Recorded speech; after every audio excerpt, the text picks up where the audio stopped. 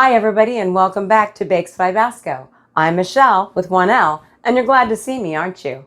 I bet you didn't even know we've been gone, but it's been a couple weeks because I've been spending more time in my kayak than my kitchen. But we are back in my kitchen, and if you've noticed, if you've been following me at all, my kitchen has a big change. My husband and my son, for Mother's Day, gave me a makeover because this is where I spend most of my time. Isn't it beautiful? I love it. It's called Aqua Fiesta, and it makes me very happy. Especially on days like today. We're in north central Illinois. It is the early part of June, and it is cold and raining and feels like it's fall. And you just want to cuddle up with a good book or a blanket. But I am going to bake some cookies with you guys today. How's that sound? These are called $22,000 cookies. Now, do you know what a $22,000 cookie is? It's a cookie with a story.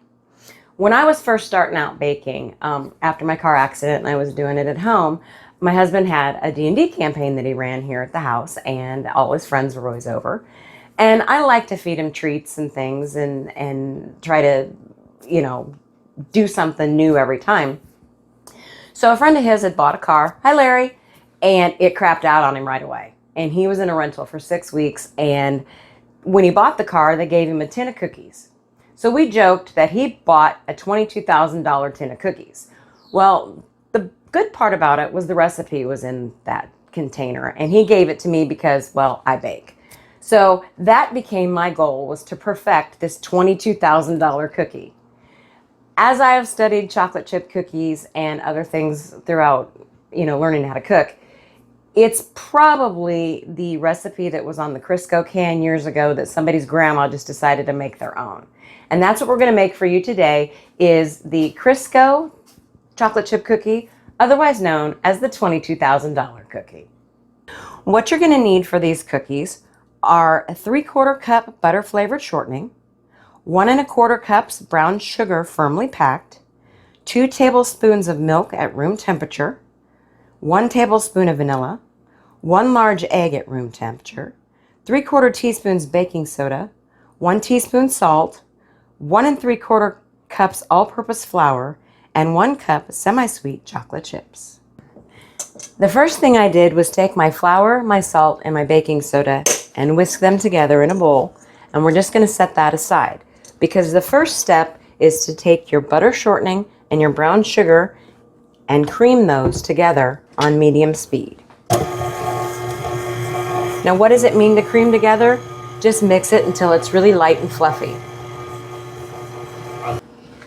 Okay, now we've got a nice light creamy texture of our butter shortening and our brown sugar. I'll scrape down the bowl, make sure any rogue elements are incorporated in there. And the next thing you're going to do is beat in 1 egg. And you just want to mix that until the yellow is broken up and incorporate it a little. Next, you'll get your milk and your vanilla. And let that beat on medium speed until it is well incorporated. Now, all of your ingredients are nice and incorporated and mixed up.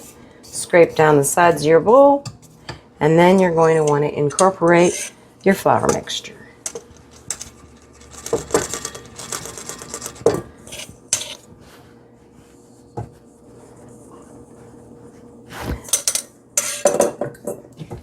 Give it a hand stir so you don't have a flour cloud as soon as you turn your mixture on. Start this on low.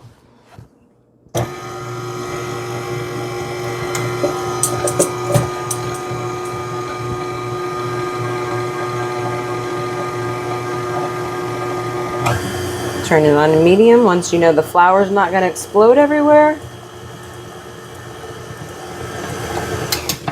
And just get it incorporated until you see no flour pockets remaining. And lastly, you're going to take 1 cup of beautiful semi-sweet chocolate chips and give those a slow mix, just to get them mixed through. Now you're ready to put them on the cookie sheet. So before I do this, I have to tell you about our new addition to our family. As you know, I talk about our cats because we have 4, Monk, Daisy, Pearlsy, and Barf. Well, a few weeks ago, we were out at one of our favorite panfish lakes fishing for dinner, which you've probably seen that video. And we found a little bitty tiny turtle the size of a quarter, a little painted turtle. And we couldn't leave him out there in that great big lake to possibly become food for something else. And we had an aquarium at home, so we brought him home, and his name is Vincent Von Turtle, after our favorite painter. And he is so much fun, and he's already grown to the size of a half a dollar. He loves to eat wax worms right out of your hand. And we'll maybe put a little still picture of him in there, because him and I took a selfie on World Turtle Day not too long ago. So, okay. So, all you're going to do is scoop up a scoop and plop it down on your parchment paper, which make sure you do have parchment paper on your cookie sheet so things don't burn or stick. Your oven should be preheated to 350 degrees and your rack set to the center. These are definitely a favorite. Like I said, they're just a chocolate chip cookie. The lady that invented the Toll House cookie way back in I want to say 38, is the most well-known. If you want some history on the chocolate chip cookie, there is a channel I follow called Tasting History with Max Miller, and he has an episode completely about the history of the chocolate chip cookie. So we'll put a link in the description, and you can hop on over and give him a watch. While you're at it, also go to Island City Fishing and check out my husband's fishing videos and my cameo appearances where I catch what we later cook. We got a catch and cook coming out soon. Yep, we do have a catch and cook coming out very soon for fillet of largemouth with hot shallot vinaigrette. And that catch was super fun. Like I said, this batch of dough will make about 3 dozen cookies. Here, I have an extra large cookie sheet so I can get more than an average. And these are now ready to go in the oven.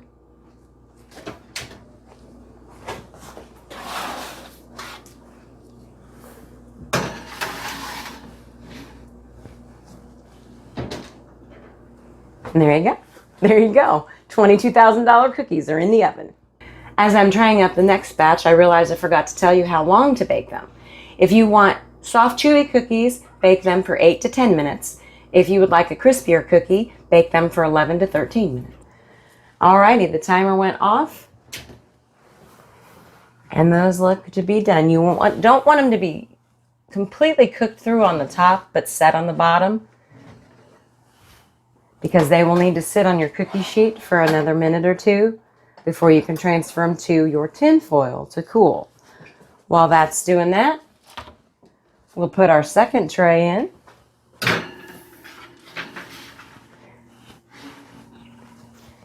And again, you'll want to cook them 8 to 10 minutes for chewy cookies or 11 to 13 minutes for crispier cookies.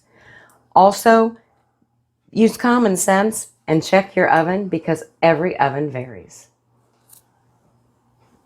These are now ready to transfer to tin foil on your counter, not a wire rack, to cool completely.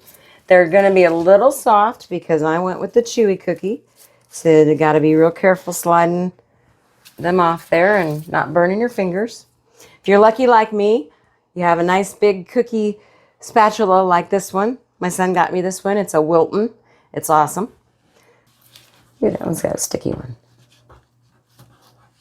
We're going to let those cool. Let the other batch cook. I have a little bit of dough left to tray up one final batch, and then we can taste them. Once again, everybody, I'm Michelle with 1L, and this is Bakes by Vasco. Thanks for tuning in. If you haven't already, please like and subscribe. It really means a lot to me to do this and know that there are people out there that care. So thank you again, and as always, the best part of baking is the eating. Have a great day, everybody.